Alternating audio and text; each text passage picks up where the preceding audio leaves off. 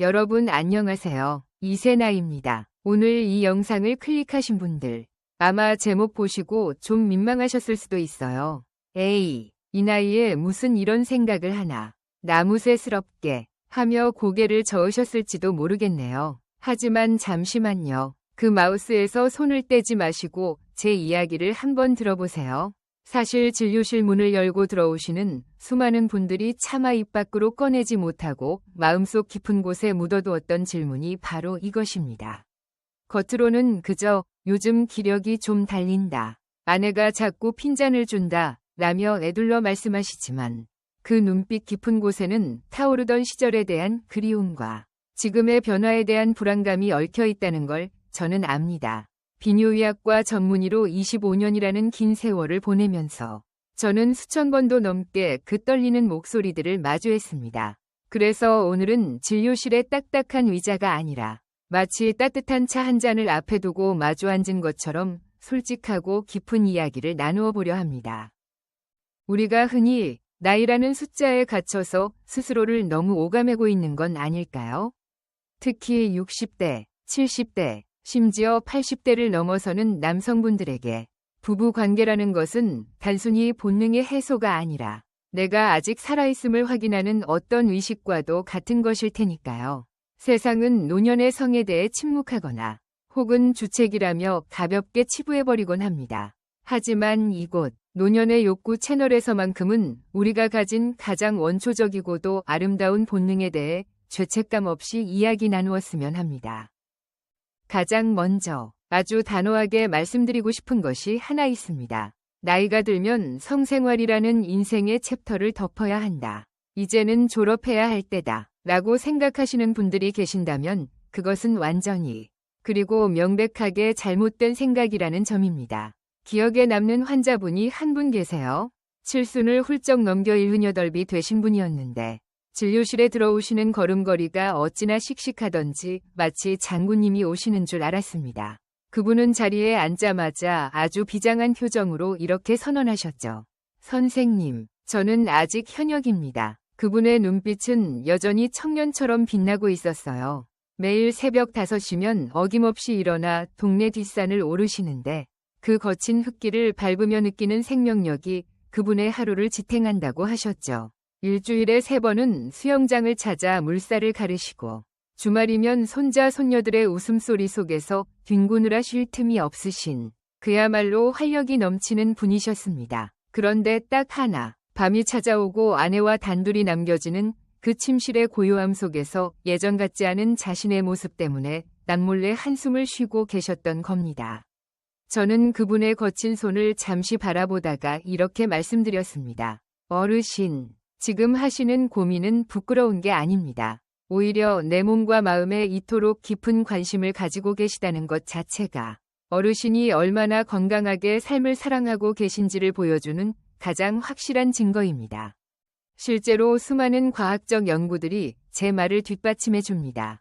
성적 활동에 대한 관심을 놓지 않고 그 끈을 유지하려 노력하는 고령자분들이 그렇지 않은 분들보다 삶을 대하는 태도가 훨씬 긍정적이고 인지 기능 또한 오랫동안 명료하게 유지된다는 결과가 수도 없이 많거든요. 그렇다면 도대체 왜 사랑을 나누는 행위가 우리 몸을 그리고 우리 뇌를 깨우는 것일까요? 지금부터 그 신비로운 메커니즘을 하나하나 풀어드리고자 합니다. 첫 번째로 심장이 뛰는 그 박동 소리에 귀를 기울여 보세요. 사랑하는 사람과 몸을 맞대고 호흡을 나눌 때 우리의 심장은 평소보다 힘차게 펌프질을 시작합니다. 마치 고요하던 호수에 돌을 던져 파문이 일 듯 혈액은 혈관을 타고 온몸 구석구석으로 빠르게 퍼져나갑니다. 이것은 마치 가벼운 유산소 운동을 하는 것과 놀랍도록 비슷한 효과를 냅니다.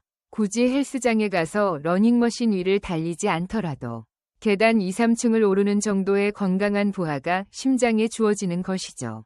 영국의 한 연구팀이 긴 시간 동안 추적 관찰한 결과 규칙적으로 사랑을 나누는 남성들이 그렇지 않은 남성들보다 심장질환이라는 무서운 병마와 마주할 확률이 현저히 낮았다고 합니다. 물론 이미 심장에 지병이 있으신 분들이라면 주치의 선생님과 상의하여 그 강도를 조절하셔야겠지만 기본적으로 사랑은 심장을 튼튼하게 만드는 가장 달콤한 운동임이 틀림없습니다. 두 번째는 우리 몸을 지키는 방패, 바로 면역력입니다. 겨울철 찬 바람이 문틈으로 스며들 때 혹은 환절기마다 찾아오는 불청객 같은 감기 바이러스들이 우리 몸을 노릴 때 규칙적인 성관계는 우리 몸 안에 면역글로불린 A라는 아주 강력한 방어군을 양성해냅니다. 연구에 따르면 사랑을 자주 나누는 사람들의 타액과 혈액 속에서 이 항체 수치가 훨씬 높게 측정된다고 해요. 보약을 다려 먹고 비타민을 챙겨 먹는 것도 좋지만 배우자와 나누는 따뜻한 온기야말로 그 어떤 약보다 강력한 천연 백신이 될 수 있다는 사실. 참으로 놀랍지 않으신가요? 세 번째로 이야기하고 싶은 것은 눈에 보이지 않지만 우리 삶을 지배하는 정신 건강입니다. 사랑의 행위가 절정에 다다를 때, 혹은 서로의 살결을 어루만지며 깊은 교감을 나눌 때, 우리 뇌에서는 엔도르핀이라는 기적의 호르몬이 쏟아져 나옵니다. 이것은 신이 인간에게 선물한 천연 진통제이자 우울한 기분을 단숨에 날려버리는 행복의 묘약입니다. 나이가 들수록 찾아오는 상실감들이 있지요. 자식들은 다 커서 품을 떠나고 평생을 바쳐 일했던 직장에서 물러나고 나면 텅 빈 거실에 홀로 남겨진 듯한 고독감이 밀려오곤 합니다. 그럴 때 곁에 있는 배우자와 나누는 친밀한 관계는 내가 여전히 누군가에게 필요한 존재이며 사랑받고 있다는 확신을 심어줍니다. 그 확신이야말로 노년의 우울증을 막아내는 가장 튼튼한 댐이 되어주는 것입니다. 네 번째는 수면입니다. 불면의 밤을 지새워 보신 분들은 아실 겁니다. 밤은 길고 생각은 꼬리에 꼬리를 물고 창밖이 희부옇게 밝아올 때까지 잠들지 못하는 그 고통을요. 그런데 성관계 후에 우리 몸은 옥시토신과 프로락틴이라는 호르몬에 흠뻑 젖게 됩니다. 이 호르몬들은 마치 따뜻한 소미불처럼 우리의 신경을 이완시키고 스르르 눈이 감기게 만드는 천연 수면제 역할을 합니다. 격렬한 사랑 뒤에 찾아오는 나른함, 배우자의 품에 안겨듣는 규칙적인 숨소리, 그 평온함 속에서 맞이하는 깊은 잠은 다음날 아침을 상쾌하게 여는 열쇠가 됩니다. 다섯 번째, 아마 많은 분들이 가장 두려워하시는 치매와 관련된 이야기입니다. 인지 기능을 유지하는 데 있어 성생활이 도움이 된다는 연구 결과는 학계에서도 꽤나 화제가 되었습니다. 사랑을 나눌 때 뇌로 가는 혈류량이 폭발적으로 증가하는데 이때 뇌세포들은 풍부한 산소와 영양분을 공급받으며 다시금 활발하게 깨어납니다. 신경세포의 성장을 촉진하는 신호들이 뇌 곳곳에서 팡팡 터지는 것이죠. 물론 이것만으로 치매를 완벽하게 막을 수는 없겠지만 매일매일 퍼즐을 맞추거나 외국어를 배우는 것만큼이나 사랑하는 사람과의 교감이 뇌를 젊게 유지하는 비결이라는 점은 분명합니다. 자, 여기까지 제 이야기를 따라오신 분들이라면 이제 마음속에 또 다른 의문이 피어오르실 겁니다. 좋은 건 알겠는데 그럼 도대체 얼마나 자주 해야 하는 거야? 일주일에 한 번? 아니면 한 달에 2번? 혹시 내가 남들보다 너무 적게 하는 건 아닐까? 이런 숫자의 함정에 빠지기 쉬운데요. 제가 비뇨의학과 전문의로서 솔직하게 그리고 단호하게 말씀드리겠습니다. 정해진 숫자는 없습니다. 달력에 동그라미를 쳐가며 숙제하듯 횟수를 채우는 것은 아무런 의미가 없어요. 여러 연구 결과들을 종합해보면 핵심은 얼마나 자주가 아니라 어떻게에 있습니다. 미국 심리학회에서 발표한 흥미로운 연구가 있습니다. 일주일에 한 번 이상 성관계를 가진다고 해서 그 사람들의 행복지수가 비례해서 계속 올라가지는 않았다고 해요. 오히려 남들은 이만큼 한다는데 나도 해야 해 라는 강박관념을 가지고 의무적으로 행하는 잠자리는 서로에게 스트레스만 주고 오히려 관계를 서먹하게 만들 뿐입니다. 제 환자분들 중에는 선생님, 저희 부부는 한 달에 한 번 정도인데 이게 정상인가요? 라고 조심스럽게 물으시는 분들이 계세요. 그럴 때 저는 두 분의 표정을 살핍니다. 그리고 이렇게 되묻죠. 두 분께서 그 횟수에 만족하시나요? 그 시간이 행복하신가요? 만약 그렇다면 그게 바로 정답입니다. 반대로 매일같이 관계를 가지는 부부라 할지라도 서로가 즐겁고 건강하다면 그것 또한 정답이고요. 중요한 건 남들의 평균치가 아니라 우리 부부만의 리듬을 찾는 것입니다. 빗소리가 들리는 날이면 괜스레 마음이 동할 수도 있고 몸이 고단한 날이면 그저 손만 잡고 자고 싶을 수도 있지요. 그 자연스러운 흐름에 몸을 맡기는 것이 가장 건강한 성생활입니다. 그런데 여기서 우리가 반드시 짚고 넘어가야 할 현실적인 벽이 하나 있습니다. 마음은 굴뚝 같은데 야속하게도 몸이 따라주지 않는 순간들 말입니다. 바로 발기부전에 대한 이야기입니다. 진료실에서 남성 환자분들이 가장 고개를 떨구는 순간이 바로 이 이야기를 꺼낼 때입니다. 선생님, 마음은 20대인데 아래가 영 반응이 없습니다. 라고 말씀하시며 깊은 한숨을 내쉬죠. 하지만 여러분, 이거 하나만 기억해 주세요. 60대 남성의 약 40%, 70대로 넘어가면 60% 이상이 정도의 차이는 있지만 발기 문제를 경험합니다. 즉, 여러분만 겪는 특별한 불행이 아니라는 뜻입니다. 지극히 자연스러운 노화의 과정 중 하나일 뿐이에요. 얼마 전 만났던 76세 환자분의 이야기가 떠오르네요. 식단 관리도 철저하시고 운동도 열심히 하셔서 검사 수치는 흠잡을 데가 없는데 딱 하나 이 문제 때문에 자존감이 바닥까지 떨어져 계셨습니다. 아내를 여전히 사랑하는데 남편으로서 자격이 없는 것 같아 미안해서 얼굴을 못 보겠어요. 그분의 떨리는 목소리에 제 마음이 다 아렸습니다. 저는 그분의 어깨를 잡고 말씀드렸어요. 어르신, 발기라는 생리적 현상 하나가 한 남자의 인생 전체를 그리고 남편으로서의 가치를 결정짓는 게 절대 아닙니다. 그리고 다행히도 현대의학은 이 부분을 충분히 도와드릴 수 있습니다. 그렇습니다. 발기부전은 이제 숨겨야 할 불치병이 아닙니다. 혈관이 좁아져서일 수도, 신경의 문제일 수도, 혹은 남성 호르몬이 조금 부족해서일 수도 있습니다. 당뇨나 고혈압 같은 만성질환이 영향을 주기도 하고요. 원인만 정확히 파악하면 먹는 약부터 시작해서 주사요법, 그리고 다양한 치료 방법들이 널려 있습니다. 그러니 제발 혼자 끙끙 앓으며 나는 끝났다고 단정 짓지 마세요. 비뇨의학과 문턱을 넘는 것을 부끄러워하지 마시고 전문가의 도움을 받으세요. 돋보기를 쓰면 글씨가 잘 보이듯 의학의 도움을 받으면 다시금 활력을 찾을 수 있습니다. 그리고 이 지점에서 우리는 성관계라는 단어의 정의를 다시 한번 생각해 볼 필요가 있습니다. 젊은 시절에 혈기왕성했던 그 행위, 즉 삽입만이 성관계의 전부는 아닙니다. 나이가 들면서 우리 몸이 변하듯 사랑을 표현하는 방식 또한 무르익고 변화해야 합니다. 격렬한 행위가 아니더라도 따뜻한 포옹, 부드러운 키스, 서로의 어깨를 주물러주는 마사지, 텔레비전을 보며 발을 포개고 있는 그 순간들. 이 모든 것이 넓은 의미의 성생활이자 친밀감의 표현입니다. 제가 아는 80대 노부부는 이렇게 말씀하시더군요. 선생님, 우리는 요즘 밤에 나란히 누워서 옛날 이야기 도란도란 나누다가 서로 손을 꼭 잡고 잠드는 게 그렇게 좋아요. 젊었을 때 불꽃 튀던 밤보다 지금의 이 은은한 온기가 더 행복합니다. 이것이야말로 진정한 성숙함이 아닐까요? 육체적인 결합에만 집착하다 보면 오히려 좌절감을 느끼기 쉽습니다. 하지만 시야를 넓혀서 연결됨에 초점을 맞추면 노년의 침실은 훨씬 더 풍요로워질 수 있습니다.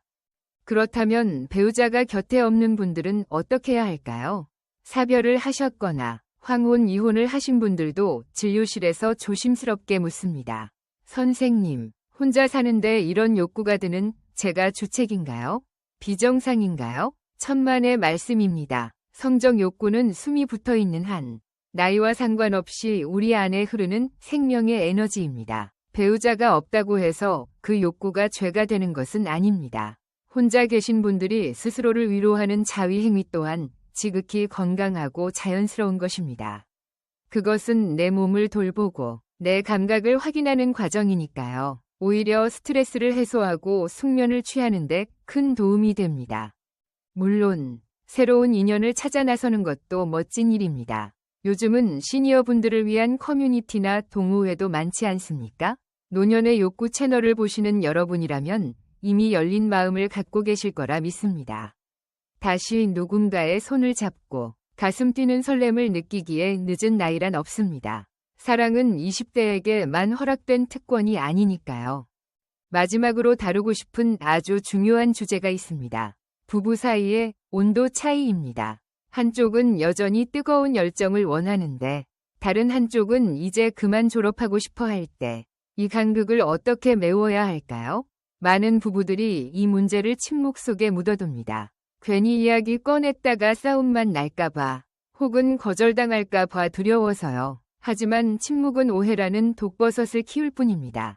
거절당하는 쪽은 자신이 매력이 없다고 느끼며 상처받고 강요받는 쪽은 침실이 감옥처럼 느껴지게 됩니다.